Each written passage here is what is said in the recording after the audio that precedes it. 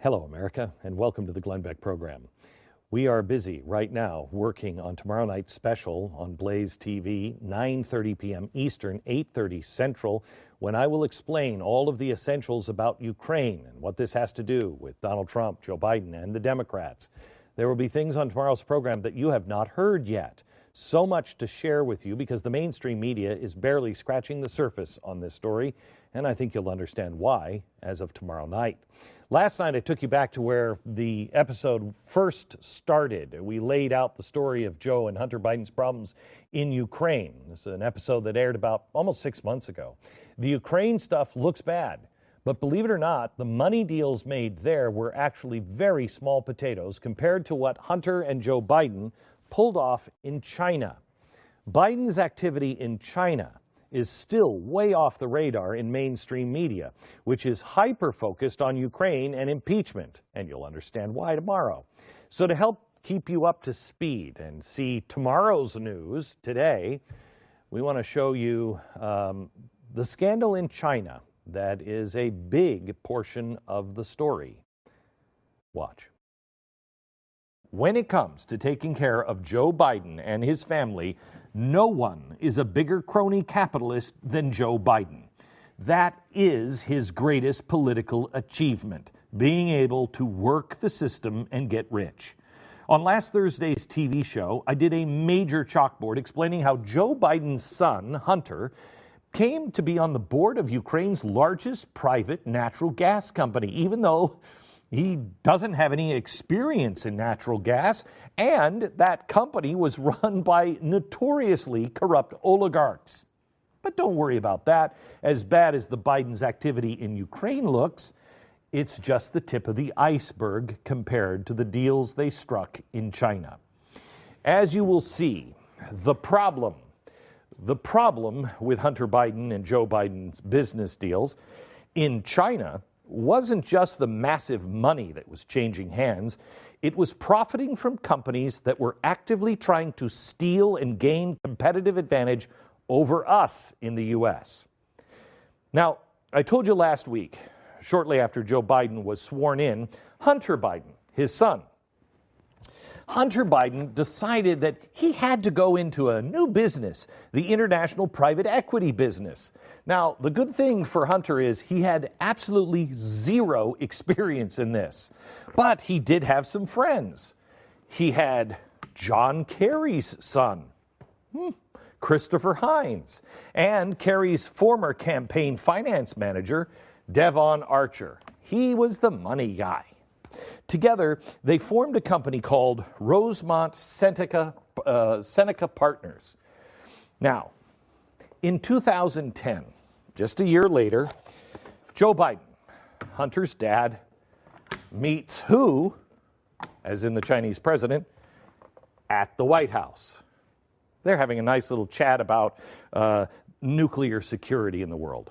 But at the same time, Hunter was in China with his two partners.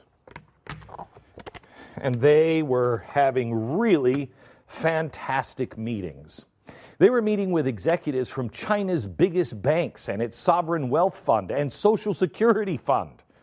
Now, a year later, in 2011, Joe Biden again was meeting with the Chinese, and they were talking about U.S.-China economic and strategic dialogue in Washington, D.C.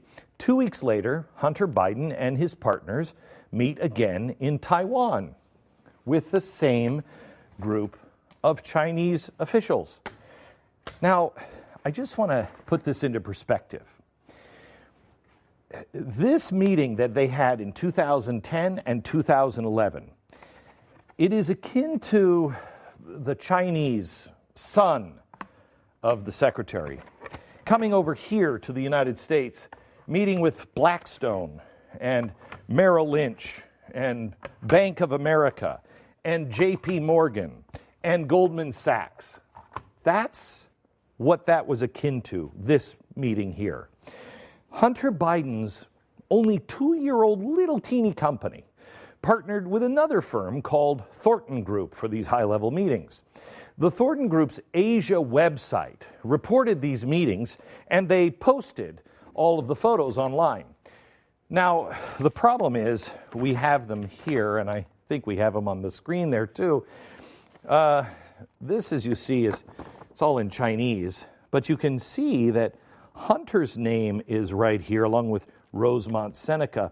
These pictures have never been seen before. Well, at least unless you speak Chinese. The English version of this website didn't post any of this. This is him meeting with all these people and then some. Rosemont Seneca was less than 2 years old. So how did such a tiny little startup get this kind of access to these financial titans in China? Well, let me continue the story. In December 2013, Joe Biden needed to travel to China on an extended trip over to China. He needed to meet with officials there, and he was like, "Hey, son, why don't you come along with me and let's bring your daughter too. We'll go have ice cream in China." And he was like, "Okay, Dad. Gee, that's great. I'd sure like to have ice cream." So they were greeted by a red carpet delegation. The children there bring them flowers, and it was beautiful and lovely. And during their stay, Vice President Biden met with President Xi for 5 hours, covering every single topic in the U.S.-China relationship, end quote. Now, while Joe did his thing, Hunter was mostly out of sight. We don't know exactly what he was up to, but I will tell you, the deal that his company signed with China just 10 years or 10 days after this trip, oh my gosh, it's amazing. His little company, just 10 days after that trip, they decided that they were going to partner with a new partner, the Bank of China, just the most powerful financial institution in China. And the Bank of China said, "You know what we've been looking for? We've been looking for a scrappy little startup with really no roots or experience in this to pour a buttload of money into." So what they did is they partnered these two to create this company, BHR. The R stands for Rosemont. Now think about this for a moment, shall we? The government-owned Bank of China was funding a business that it co-owned with the son of the U.S. Vice President and his son and his son.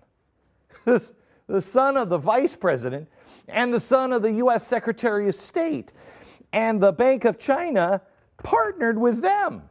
What could possibly go wrong here? And since the Bank of China is a government-owned bank, it means its business is completely intertwined with the communist government's goals. But there's nothing to see here. Stop it. With so many other foreign financial firms doing business in China with much more established records, how did Rosemont Seneca score such a sweetheart deal? It got to operate in something that was called the Shanghai Free Trade Zone. And they also, just a little something on top, we also want to give you $1.5 billion in Chinese money to invest. Now, you know who doesn't have this deal? These guys, or these guys, these guys, these guys, or these guys. Isn't that weird? We believe in the entrepreneur, said the Chinese. According to Peter Schweitzer, no other company had such an arrangement with China. So what kind of investments will this new venture make? Well, usually buying stakes in companies that made technology the Chinese government was interested in. Now, two of these investments are particularly interesting. In 2014, BHR invested in a new company. It's a great company. They said, "You know what we're looking for? We would like to invest in this company. This is the China General Nuclear Power Company." Hey, nuclear power. What liberal in America doesn't believe in nuclear power is the future, huh? Well, the Chinese government owned this nuclear power company, and it sold off its stake to the outside investors. So the problem here is CGN, at the same time they were partnering with it, the FBI was also investigating. They had been under investigation for stealing U.S. nuclear secrets for years. They had actively paid informants in the U.S. to smuggle out nuclear secrets. The FBI probe, I got it right here. Well, this isn't actually the probe. This is weird. These are actually, this is the indictment, the charges. It resulted in several Americans becoming incarcerated, handcuffs now for jewelry. Yet while this FBI probe was going on, the sons of the Vice President and Secretary of State owned a stake in the company being investigated for giving away nuclear secrets. How come we never heard this story anywhere? Come on, journalists, tell me why. Even after the arrests were made, Rosemont Seneca did not alter its relationship with BHR, and neither did BHR divest from the Chinese government-owned company, CGN, that was stealing our secrets. Now, in 2015, they said, you know what? I want to turn over a new leaf. Hey, go big or go home. So what they did is they invested in this company. Looks like a pretty airplane on it, right? Yeah, in 2015, they decided that they were going to partner with AVIC. That's the Aviation Industry Corporation of America. And they make these. Scary jets. Oh, I don't like the war machine. Well, here's what they wanted. They actually wanted to, they make these military fighter planes and bombers and drones, all the things that liberals hate.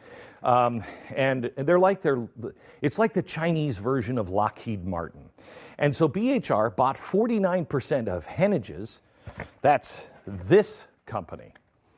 Wait, Henniges? What is that? Well, Henniges is an American company. It's an automotive company. It's a precision parts manufacturer, and it specializes in anti-vibration technology. You know, because sometimes your car or your jet kind of vibrates a bit. So the stuff that they make is what we like to call dual use, because you can use it in your car or your stealth bomber, whichever one you happen to be kicking around working on over the weekend. The State Department oversees this because that's technology that could have a military application. And because of that, the deal had to be approved, oh my gosh, by the same committee that approved the selling of the uranium for Hillary Clinton's friends in Russia, the Committee on Foreign Investment in the U.S. Man, these guys are busy. Or not. Because it had national security implications, should have been stopped. But according to Schweitzer, the U.S. intelligence community has long recognized that the Chinese government is committed to acquiring Western machine tool technology, especially specifically this kind, where it's difficult to distinguish between civilian and military use of the equipment. Also, it wasn't like BHR didn't know what it was getting into with AVIC, because the year before, these guys, remember who they are, Hunter Biden's company and Joe Kerry's son's company partnered with the Chinese. The year before that they did this, the Wall Street Journal reported how AVIC stole technology related to the U.S. Air Force F-35. That's our fighter jet. And they stole that technology, this company, invested in by this company. They stole that technology for their own Chinese fighters. Isn't that crazy? Regardless of whatever the Committee on Foreign Investment in the U.S. had to say about it, they approved the deal. So now if you're keeping score, the company owned by Hunter Biden And John Kerry's stepson and their friend became the Chinese conduit to buy U.S. technology, the company who they created to